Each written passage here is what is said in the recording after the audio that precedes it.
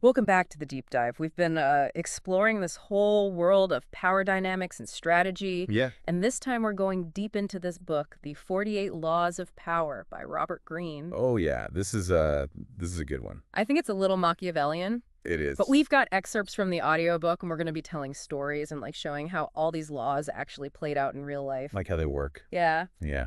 That'll be fun. So we got some pretty wild historical Yeah, stories that's right. to kind of bring these laws to life. Yeah, and it's just fascinating how these historical figures, they provide this blueprint for understanding power dynamics that are still at play today. They do. Like we can learn so much from them. Absolutely. So first up is Law 1, never outshine the master. Ooh, that's a big one. Yeah, Greene actually kicks this one off with a story about Nicolas Fouquet, Louis XIV's finance minister. Yeah.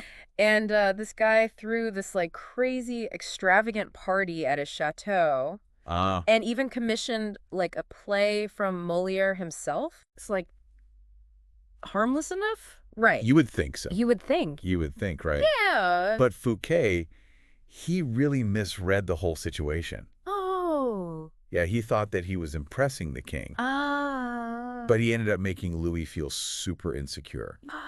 Louis saw that whole lavish display as like a direct threat to his own authority. So instead of being like, oh, this is a great party, he's like, oh, you're trying to take over. Yeah, basically. And the consequences were pretty severe. I can imagine. Yeah. You'd think a king would be happy to party at such a magnificent place. Right, you'd think. But this just highlights, I guess, like the importance of understanding your boss's perspective and making them feel secure in their position. It really does. It's about making them feel good, Yeah. not necessarily making yourself look better. Yeah, instead of trying to like outshine your boss, think about ways that you can actually highlight their strengths Yes. when you're presenting your own work. Can you frame your achievements as like building upon their vision or contributing to their goals? Yeah. Just a subtle shift Yeah, so in perspective yes, can make a huge difference in how your contributions are perceived. totally. It's like that whole story about Galileo dedicating his discovery of Jupiter's moons to the Medici family. Oh yeah, great example. Instead of claiming all this glory for himself, he kind of cleverly aligned his discovery with their power. That's right. He made them look even more brilliant. Exactly. He understood that making those in power feel superior was way more advantageous than showcasing his own brilliance. I mean, that's such a crucial lesson, It is. for anyone. Yes. Whether you're navigating the corporate ladder or even just trying to win over a client. Right, totally. Right. Yeah. Now, this next law is, it's a little bit more chilling, Oh. but equally insightful, I think. Right. It's Law 2, never put too much trust in friends, learn how to use enemies. Ooh. Spicy. Yeah, and Greene just throws us right into the drama with a story about Emperor Michael III of Byzantium Yeah. and his best friend Basilius. Oh. Yeah, is right. Right. So Michael basically showered Basilius with all these favors, Like what? eliciting him from a simple horse trainer, Simple horse trainer. who's his most trusted advisor. Oh, wow. He even married him off to his own mistress. No way. Yeah. But then Basilius, fueled by ambition and like a sense of entitlement, ultimately betrayed Michael Oh, no. and orchestrated his murder and seized the throne for himself. What a backstabber. I know, right? Oh, my gosh. Talk about a friend. Yeah, right. So that story really makes you think about the nature of trust, It does. especially when there's power dynamics involved. Especially, yeah. What's important to remember is that in any power dynamic, Yeah, there's always this element of competition, that's right. even in friendships. Even in friendships, it's true. When someone feels indebted to you, it can create resentment and a desire to break free from that obligation. Yeah, they want to be their own person. They do. Yes, yeah. So what's the takeaway here? Should we all just be suspicious of our friends? I mean, not necessarily. Okay. But it's really important to be aware of like the potential for shifting alliances Right. and hidden motivations. Yeah. It's about being discerning about who you trust Right. and understanding that sometimes former enemies can be surprisingly loyal Oh. because they have more to prove. Oh, that's interesting. Yeah. Okay, now this next law is all about mastering the art of deception. Okay, I like this one. Law 3, conceal your intentions. Ooh. Sneaky. Yeah, and Greene actually tells this story about the yellow kid, like a real-life con man. Really? Yeah, who used these elaborate schemes to swindle his victims. Wow. Yeah, and one of his cons involved creating this like smokescreen using this seemingly legitimate business deal Okay. about a hunting lodge Right. to distract his mark Right. while he orchestrated a rigged boxing match scam. Oh. So wild. That is wild. It's a fascinating example of how misdirection and a carefully crafted facade can be used to manipulate people. Totally. So it's almost like a magic trick, you know? It is. You're so focused on one hand, you miss what's happening in the other. Yeah, exactly. Yeah. But how do we apply this ethically in our own lives? Well, I mean, it's not about becoming a con artist or anything like that. Okay, good. But understanding these principles of deception can really help you navigate situations where you need to be strategic with your communication. Oh, okay. You know, Greene actually calls this false sincerity. False sincerity. Yeah, and it's about creating a believable facade of honesty to mask your true intentions. So kind of like a magician's misdirection, you know, leading the audience's eye away from the real trick. Exactly. Okay. Yeah. But how do we know when it's appropriate to use this tactic? Well, I mean, the key is to use this knowledge responsibly. Right. For example, Otto von Bismarck, Okay. the future Iron Chancellor of Germany. He used false sincerity to his advantage. Oh. He actually secured a crucial political position Wow. by publicly supporting a cause he actually opposed. What? Yeah, he knew that that would win him favor with the peace-loving Prussian king. Oh, so it's about understanding like the motivations and desires of those that you're dealing with and then using that knowledge to achieve your goals. Precisely. It sounds a bit like a game of chess. It is. Where you have to think several moves ahead. Yes, that's a great analogy. Okay. And that brings us to Law 4. Always say less than necessary. Oh. Louis XIV, the Sun King, he was a master of this. Really? Yeah, he cultivated this aura of mystery and power by speaking very little in public. Wow. Yeah, and so it left his courtiers to kind of fill the silence with their own anxieties and interpretations. Oh, so sometimes silence can be more powerful than words. Absolutely. Yeah. When you say less, you force others to reveal more. They try to fill the silence, and in doing so, they often reveal their own weaknesses and insecurities. And it creates this sense of intrigue. Right. Makes people wonder what you're really thinking. Yeah, it's like a strategic pause, allowing like the tension and anticipation to build. Exactly, yeah. Okay, and speaking of creating an impression, Yes. that leads us perfectly into Law 5. So much depends on reputation.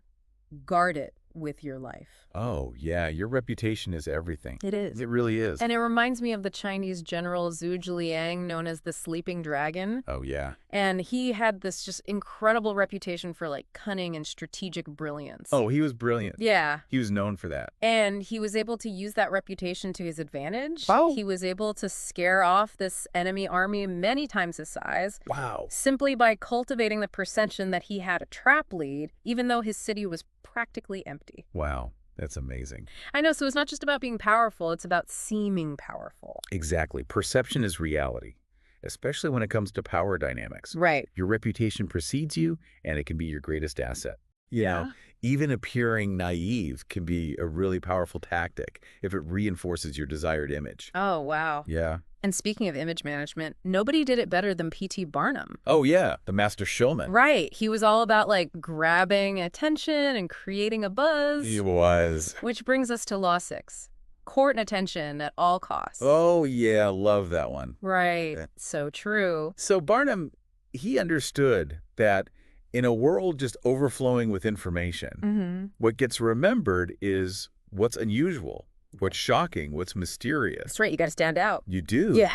And he would actually hire terrible musicians What? to play free music outside of his museum Oh, no. so that people would pay to escape the noise. Oh, that's hilarious. I know, right? It's amazing. I can just imagine the crowds just flocking into his museum, Oh, desperate for a moment of peace and quiet. I love it. It's amazing how he just turned a negative into a positive. He was a master manipulator of perception. He knew that even negative attention could be beneficial Yo. if it kept people talking about him and his attractions. Right. Think about how this applies today with like social media. Oh, yeah. It's not always about being perfect. Okay. It's about being interesting and getting people to engage with your content. That's a really interesting point. So it's not just about being good at something. Right. It's about being memorable, Yes. creating a brand that stands out. Yes, it's about creating a narrative around yourself Yeah. that captivates people's attention Right. and leaves a lasting impression. Exactly. And Yeah. once you've captured their attention, why not just get them to do some of the work for you? Oh, I like that. Right. Yeah. Law 7, get others to do the work for you, but always take the credit. Oh, sneaky. Yeah, this reminds me of the tragic story of Nikola Tesla. Oh, yeah, a brilliant inventor. Yeah, he was brilliant, but he wasn't always the best at self-promotion or protecting his intellectual property. That's true, yeah. So many of his ideas were exploited by more savvy businessmen. Yeah, like Thomas Edison. Like Thomas Edison, yeah. It's kind of sad. It is a cautionary tale. It is. But it also highlights the importance of being strategic. Yeah. You know, you need to be collaborative to get things done, but also fiercely protective of your own contributions. Yes. It's about finding that balance between leveraging the talents of others and making sure you receive proper recognition for your own work. That's right. Yeah, finding that balance is key. So it makes me think about how we can apply this in a team setting. Oh, yeah. You want to encourage collaboration, but Right. also make sure that everyone's contributions are acknowledged. Yes. And that no one's taking advantage of anyone else. Exactly. It's about creating a win-win situation where everyone benefits Right. from the collaboration, but individual achievements are still recognized. Exactly. Yeah. Now, this next law feels particularly strategic. Okay, what is it? Law 8, make other people come to you. Use bait if necessary. It makes me think of Napoleon's dramatic escape from Elba and his ill-fated return to power. Oh, yeah, that's a good one.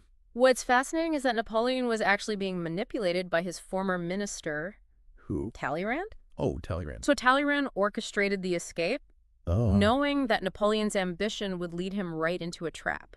Oh, wow. So it's like setting a trap and using bait to lure your opponent into a position Yes. where you have the advantage. That's exactly right. It's about mastering your emotions. Right. Being patient and thinking several steps ahead.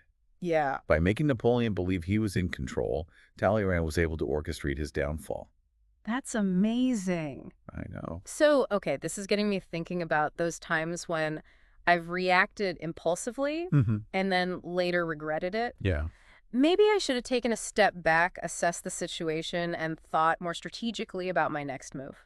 That's a great insight. Yeah. It is. That- It's easy to get caught up in the heat of the moment. But sometimes the most effective action is inaction. Wow. Okay. Yeah. Speaking of action, Law 9, win through your actions, never through argument, really resonates with me. I feel that. We've all been in those arguments that go nowhere Yeah. and just create bad feelings. So much resentment. I know. And Greene tells this great story about Michelangelo and the nose of the David statue. What? So this patron criticized the nose, Oh. but instead of arguing, Michelangelo simply pretended to make adjustments. Oh, my God. And the patron left satisfied, thinking that Michelangelo had taken his feedback to heart, Right. while the nose remained unchanged. He was like, yep, fixing it right now. That's so clever. It really highlights the power of actions over words. Yeah.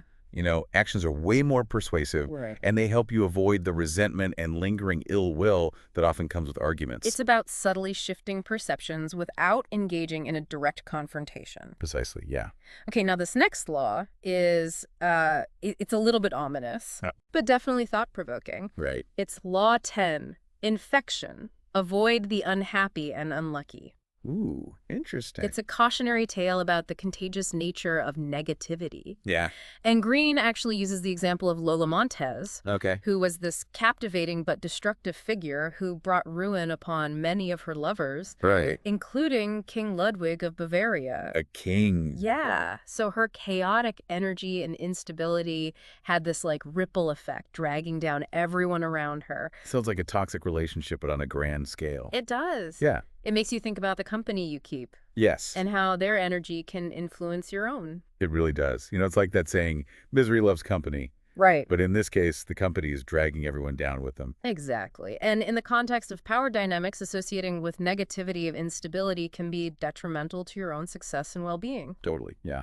Okay, last one for this section, Law 11. Learn to keep people dependent on you. Ooh, this sounds like the ultimate power move. It does, right. And Greene actually uses the example of Otto von Bismarck. Oh, Bismarck. Yeah, who, despite initially aligning himself with a weak king, strategically made himself indispensable. Oh, wow. Yeah, so he became like the power behind the throne, pulling the strings from behind the scenes. Like the wizard in The Wizard of Oz. That's a great analogy. Yeah. So by fostering the sense of dependence in the king, Bismarck secured his own position and became like the true power broker in the kingdom. Yeah, he made himself so valuable Right. that those in power couldn't function without him. That's incredible. It is. It's about making yourself so valuable that those in power can't function without you.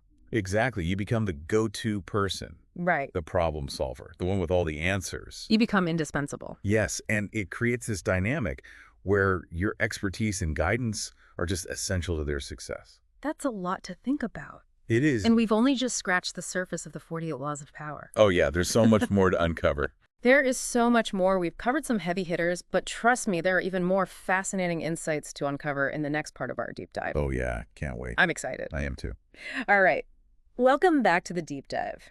We're delving even deeper into Robert Greene's 48 Laws of Power. And I feel like things are about to get even more strategic. Yeah. Maybe even a little bit sneaky. They are. These next few laws really highlight the psychological side of power dynamics. Okay. Yeah, we'll be exploring how to influence people sometimes without them even realizing it.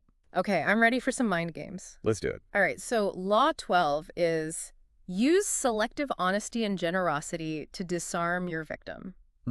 It sounds a bit contradictory. Go Like, ahead. aren't we trying to be powerful, not generous? Well, it's all about strategic kindness. Okay. A well-timed act of generosity can really throw people off guard. Right. They start to see you as trustworthy and let down their defenses, Right. making them much more vulnerable to your influence. So it's like creating a sense of safety and then using that to your advantage. Precisely. Okay. Greene even compares it to the good cop, bad cop routine. Oh, yeah. The good cop acts with kindness and understanding, making the suspect more likely to confess to the bad cop.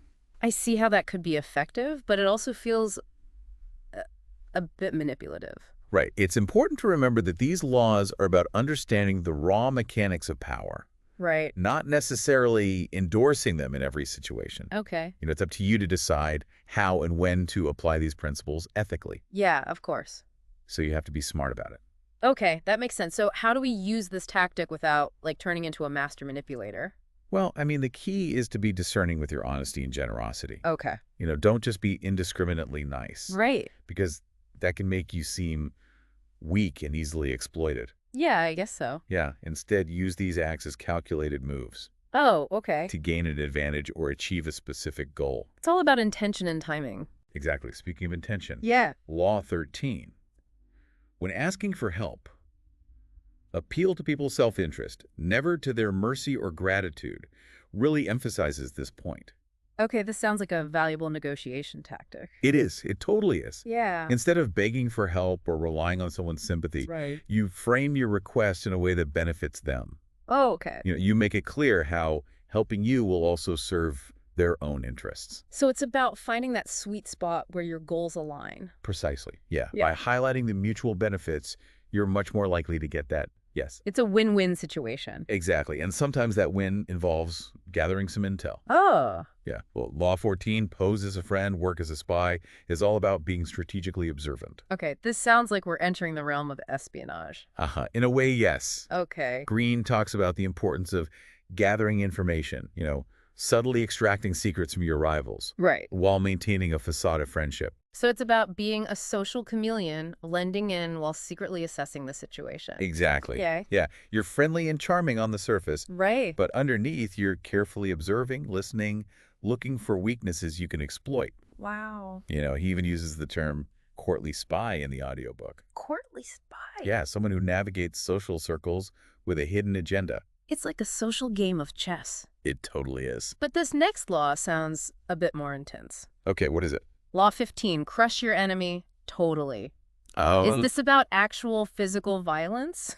well, not necessarily. Yeah. But Greene does advocate for a certain ruthlessness when dealing with a truly dangerous enemy. Okay. A half-hearted victory will only leave them wounded and eager for revenge. Right. You got to finish the job. So it's about recognizing when someone is a genuine threat and taking decisive action to neutralize them? Exactly. You're eliminating the threat before it has a chance to fully materialize. It's a bit like a preemptive strike. But of course, this should only be used in extreme situations. Of course, yes. You have to be careful with that one. Okay, I understand the need for self-preservation, but this next law seems a bit counterintuitive.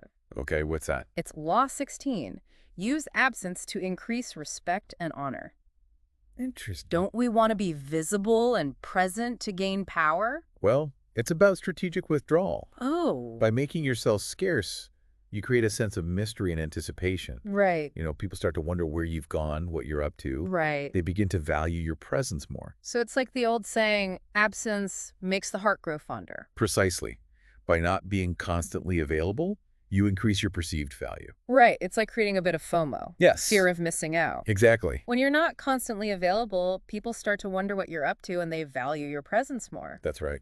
This makes me think about those people who are always available, always eager to please. Yeah. And it seems like they end up being taken for granted. You've hit on a key point there. Sometimes being too available can diminish your power. Interesting. Okay.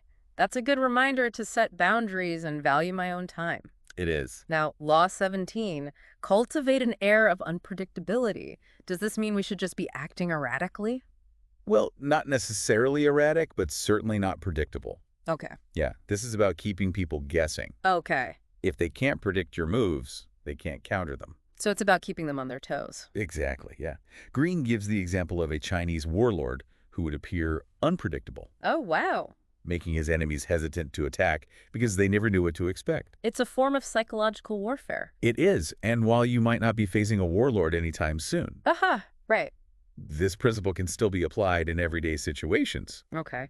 Yeah, it's about not being afraid to throw in a curveball every now and then. Right. Keep people guessing and you'll keep them off balance. This is making me think about all the times I've been totally predictable, especially in negotiations. Maybe I should have shaken things up a bit. It's all about being strategic and adaptable. Right. You don't want to be so predictable that people can easily manipulate you. Right. It's about being in control. Okay, Law 18. Isolate yourself from your enemy. Sounds a bit lonely. Can be, but it's often necessary to protect yourself from those who wish you harm. Right. This doesn't necessarily mean physical isolation, Right. but rather creating a barrier between yourself and negative influences. So more about creating healthy boundaries and surrounding yourself with supportive people. Precisely. Think of it like building a metaphorical fortress. Okay. You want to fortify yourself against negativity. Right. Create a safe space where you can recharge and strategize. It's like that saying, you are the average of the 5 people you spend the most time with. Yes, exactly. Choose wisely. Choose wisely. That's a great point. And choosing wisely extends to who you decide to challenge. Oh, that's a good point. Law 19, know who you're dealing with. Do not offend the wrong person. Ooh, good one. This is about choosing your battles carefully. It is. So it's about assessing, who is worth confronting and who's better left alone. Exactly. Not everyone is worth fighting. Right. Sometimes it's better to back down, bide your time, and wait for a more opportune moment to strike. Right. So pick your targets strategically. Yes. And understand the potential consequences of your actions. Exactly. And sometimes that strategy involves maintaining a certain level of detachment. Okay. Yeah. Law 20, do not commit to anyone. This feels kind of counterintuitive, especially since we just talked about the importance of allies. Right. Yeah. But I'm guessing this is about maintaining your independence. Right. Okay. Yeah, by not committing fully to any one person or faction, you retain your freedom of movement. Right. You can maneuver more strategically. It's about keeping your options open and not being beholden to anyone. Yes, it sounds a bit like being a free agent. It does. It allows you to assess situations objectively. Make decisions that align with your own goals, rather than feeling obligated to follow someone else's lead. Right. You're not tied down. Exactly. Okay. This next law is a bit intriguing. Law 21. Play a sucker to catch a sucker. Seem dumber than your mark. Oh, this is a fun one. Are we really supposed to play dumb? Well, not exactly dumb, Okay. but appearing less intelligent than your opponent can be a brilliant tactic. Okay. It lulls them into a false sense of security, making them overconfident and vulnerable to manipulation. So it's about playing possum, pretending to be harmless, while secretly plotting your next move. Exactly. Okay. By underestimating you, they reveal their own weaknesses Great. and make themselves an easy target. It's like that scene in a movie where the villain reveals their entire evil plan to the seemingly helpless hero, Yes. only to discover they've been outwitted the whole time. Exactly. Never underestimate the power of playing the underdog. Okay, this is all starting to feel like a very intricate game of deception. It is. And that's what makes the 48 Laws of Power so fascinating. It is. It provides a glimpse into the often hidden world of power dynamics and the strategies people use to gain and maintain control. Yeah, it's really about understanding how people work. Yeah, and how to kind of work them. Yes. Right, okay, so we've got a lot more ground to cover. What do? So let's take a moment to reflect on what we've learned so far, and we'll be back after a short break to continue our exploration of the 48 Laws of Power. All right, sounds good.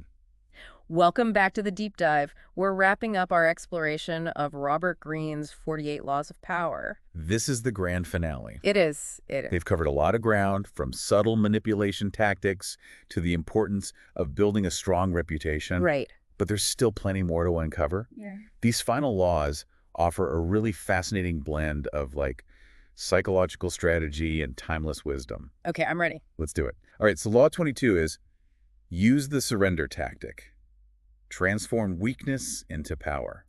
Ooh, I like this one. This sounds a bit like a Jedi mind trick. It kind of is. It's about strategic yielding. Okay. Using your opponent's force against them. Oh, By appearing to submit to their demands, right. you disarm them and makes them overconfident. So it's like playing dead to catch a predator off guard. Yeah, exactly. It's a classic example of turning a perceived weakness into an advantage. Right. By appearing defeated, you lull your opponent into a false sense of security, Right. giving you time to assess the situation and strategize your next move. This reminds me of that scene in a movie where the hero pretends to be captured only to escape and turn the tables on the villain when they least expect it. Oh yeah, a classic. Right. It's about using your opponent's arrogance and underestimation to your advantage. Okay, I'm starting to see how this could be applied in real-life situations. Oh yeah, for sure. Like a difficult negotiation. Yeah. Or even dealing with a challenging personality. Exactly. Okay. It's about being adaptable Yeah. and recognizing that sometimes the best offense is a strategic retreat. Okay, now this next law sounds a bit more straightforward. All right, what is it? Law 23. Concentrate your forces. Oh yeah, a classic military strategy. So Greene talks about the importance of focusing your energy and resources on a single decisive point. Right. Think of a laser beam cutting through steel. Yeah. That's the kind of focused power you want to cultivate. So it's quality over quantity. Exactly. Don't try to fight on too many fronts. Right. Instead, identify your primary goal and channel all your energy into achieving it. That's right. Maximizing your impact, but directing your efforts towards what truly matters. Okay, I'm starting to see how this applies to everything from time management to career goals. Oh yeah, totally. If I try to take on too many projects at once, I end up feeling scattered and overwhelmed. Right. It's better to focus on one thing at a time and really excel at it. I agree. That's a great insight. Okay, Law 24. Play the perfect courtier. Oh, the courtier. This sounds like a throwback to the days of kings and queens. It is. But the principles of courtly behavior are still relevant today. How so? Well, it's about being charming, witty, discreet, Right. and knowing how to navigate the complex world of social etiquette and power dynamics. So it's about being a social chameleon, adapting to different situations, and playing the role that's most advantageous. Exactly. It's about reading the room, understanding the unspoken rules of the game, and using that knowledge to your advantage. Okay, this makes me think about those people who seem to effortlessly navigate social situations. Right. They know exactly what to say, how to act, and who to connect with. They're naturals. It's like they have a sixth sense for social dynamics. They are the perfect courtiers. They are. They understand that social intelligence is a form of power, Right. and they use it to their advantage. Okay, Law 25, recreate yourself. This sounds a bit more like a self-help mantra than a power move. Haha. It can be, Right. but it's about recognizing that you're not bound by your past or your current circumstances. You have the power to reinvent yourself, to shed old identities and create a new narrative that aligns with your goals. So it's about taking control of your own story, shaping how others perceive you? Precisely. It's about recognizing that our identities are fluid and can be molded to our advantage. It's like a personal branding exercise. Yeah, exactly. You identify your strengths, your values, and the image you want to project to the world. Yes, you're the architect of your own persona. Okay. Law 26. Keep your hands clean. This sounds a bit contradictory given that we've been talking about manipulation and strategy. I know, right? Yeah. But this is about maintaining a certain level of detachment. Okay. It's about avoiding direct involvement in messy situations that could tarnish your reputation. So it's about delegating tasks. Yes. Finding others to do the dirty work while you maintain a clean image. Exactly. You're preserving your reputation and appearing above the fray. This makes me think about those leaders who are able to inspire trust and loyalty because they're seen as ethical and untainted by scandal. Their hands are clean, and that enhances their authority and influence. It does. Okay, Law 27. Play on people's need to believe to create a cult-like following.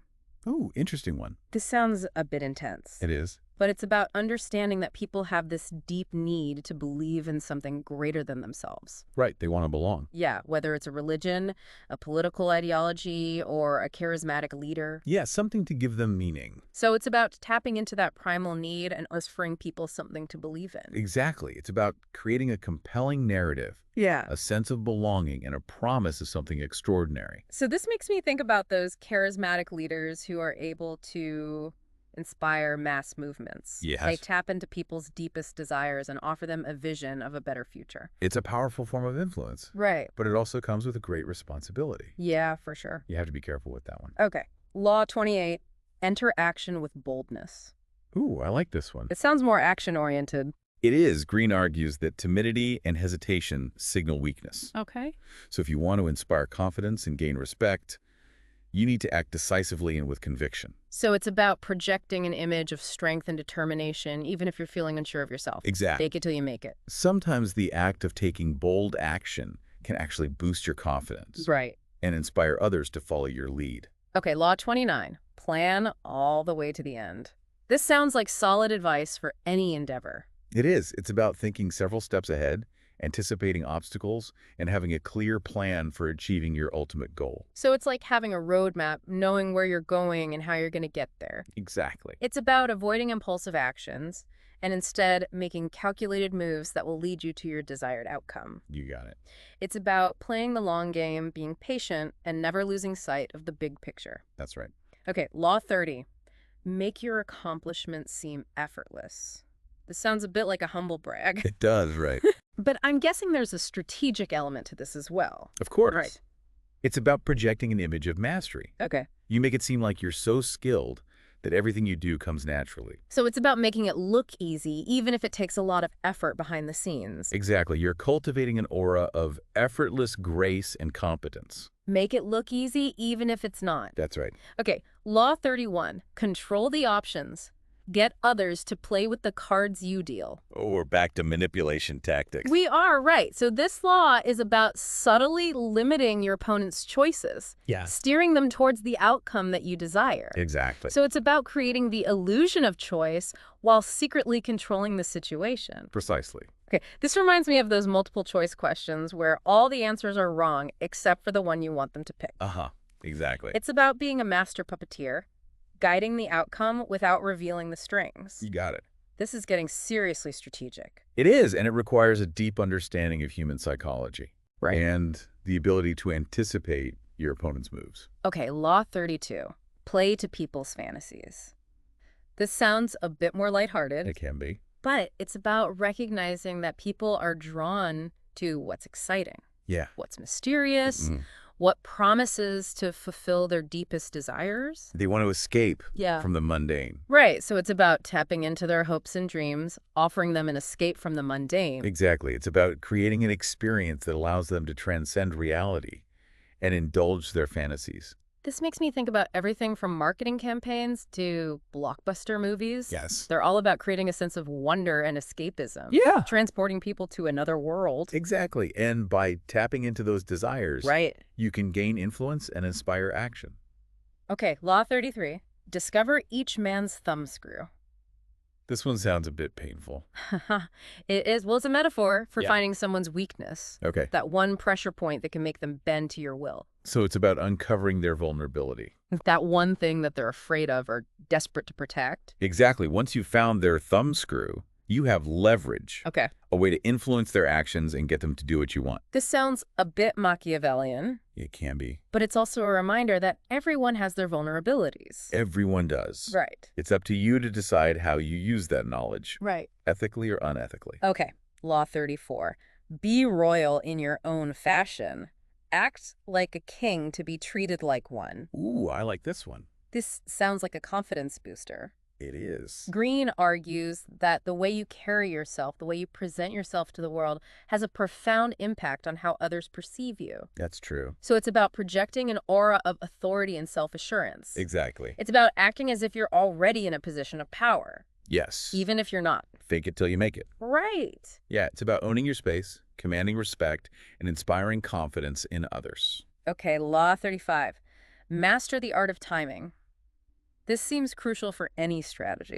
Greene talks about the importance of patience, observation, and recognizing the opportune moment to act.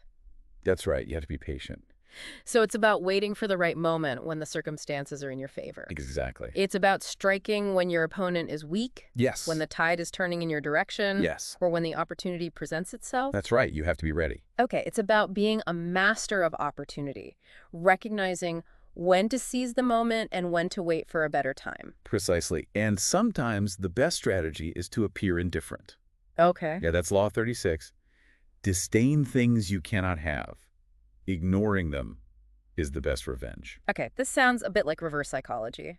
It can be. Greene argues that by appearing indifferent to something, Right. you actually make it more desirable. Oh. It's a way to create a sense of scarcity, Right. making others want what they can't have. So it's about playing hard to get, making yourself seem more valuable by not being easily attainable. Exactly. It's a classic power move. Okay. It can be applied to everything from romantic relationships to business negotiations. Okay, Law 37. Create compelling spectacles.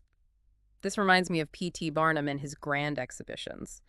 Brian emphasizes the power of visual imagery. Yes. Creating memorable events that capture people's attention and leave a lasting impression. You want to wow them? Yeah, so it's about creating a sense of awe and wonder, Yeah. something that people will talk about and remember. You got it. Okay, Law 38. Think as you like, but behave like others. This sounds a bit contradictory. I know, right? But it's about understanding social norms, Yes. adapting your behavior to fit in. Yes, especially when you're trying to gain power. Right. It's often better to blend in rather than stand out and attract unwanted attention. So it's about being a chameleon, adapting to your surroundings and not making waves? Exactly. Okay. It's about being strategic with your self-expression and understanding that sometimes conformity can be a path to power. Okay, Law 39. Stir up waters to catch fish. Oh, I like this one. This sounds a bit chaotic. It can be. So Greene argues that sometimes it's necessary to create a bit of turmoil, Yeah, disrupt the status quo in order to create opportunities for yourself. that's right. So it's about shaking things up, creating a distraction or a crisis that you can then use to your advantage. Exactly. You're a catalyst for change. Right. Using chaos to advance your own agenda. Okay. It's a risky strategy, It is. but it can be incredibly effective in the right circumstances. Law 40. Despise the free lunch.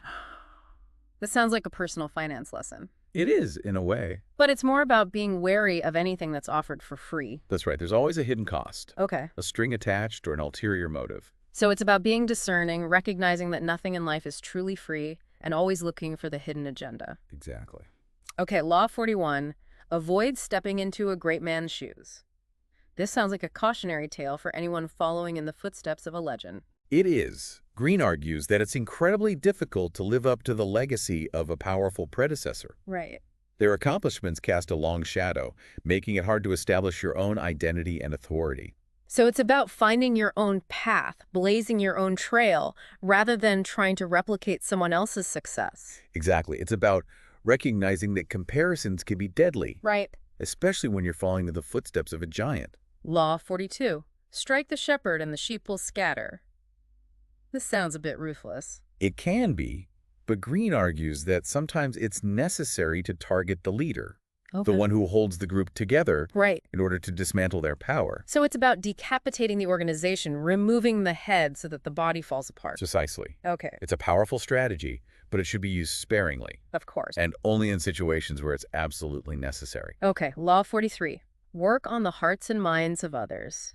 Sounds a bit more compassionate. It is. So Greene emphasizes the importance of persuasion, winning people over to your side through emotional appeal and intellectual arguments. That's right. You got to win them over. So it's about building relationships, Yes. creating alliances, and gaining influence through genuine connection and shared values. Exactly. Understanding what motivates people and using that knowledge to inspire them to follow your lead. Law 44. Disarm and infuriate with the mirror effect. This sounds like some next-level psychological warfare. Haha. Kind of is. Greene talks about the power of reflecting back your opponent's behavior. Oh. Mirroring their actions and words to expose their hypocrisy. Right. And make them lose control. So it's like holding up a mirror to their flaws. Yeah. Forcing them to confront their own shortcomings. Exactly. It's a way to disarm them. Wow. To make them question their own actions and potentially undermine their authority. Law 45. Preach the need for change, but never reform too much at once. This sounds like solid advice for anyone leading a change initiative. It is. Greene argues that people are resistant to change, especially when it happens too quickly or too drastically. Right. So you have to ease them into it. So it's about introducing change gradually, incrementally. Yeah. So that people don't feel overwhelmed or threatened. Exactly. Right. Making change palatable. Right. Easing people into a new reality rather than forcing it upon them. Okay, Law 46. Never appear too perfect.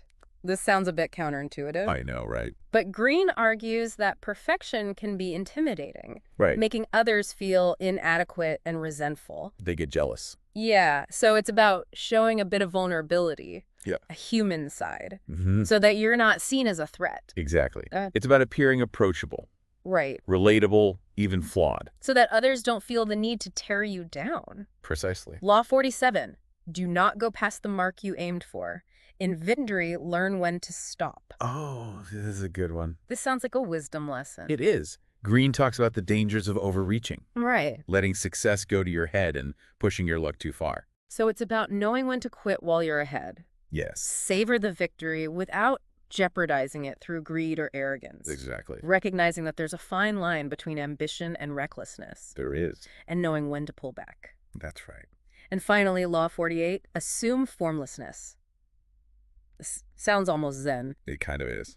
So Greene concludes by arguing that the ultimate form of power is adaptability. It is. The ability to change and evolve with the circumstances. Yes. Be like water. So it's about being like water flowing around obstacles, adjusting to the terrain, never being rigid or predictable. Exactly. It's about embracing fluidity. Right. Recognizing that power is not a static thing, but a dynamic force that requires constant adaptation and reinvention. Wow. Okay, that's a powerful way to end our deep dive into the 48 Laws of Power. It is. It's been a fascinating journey. It has. And I'm feeling much more aware of the subtle dynamics of power at play in everyday life. Oh, yeah, it's everywhere. It is. Once you start to see it. So these laws aren't just about manipulation and control. Right. They're about understanding human nature. Yes. Recognizing the forces at play and making more informed choices. That's what it's all about. So it's about being strategic. Yes. Observant and intentional in your interactions. Yeah. Whether you're navigating the corporate world, right, building relationships, or simply trying to get ahead in life. You got it. As we've seen from the historical examples in the 48 Laws of Power, sometimes the most effective moves are the subtle ones. Right. The ones that fly under the radar. Yeah, you don't always have to be the loudest person in the room. Well, that's a thought-provoking note to end on. It is. Thanks for joining us on this deep dive into the fascinating and sometimes a little unnerving world of power dynamics. My pleasure. Until next time, remember to play the game wisely. Play it wisely.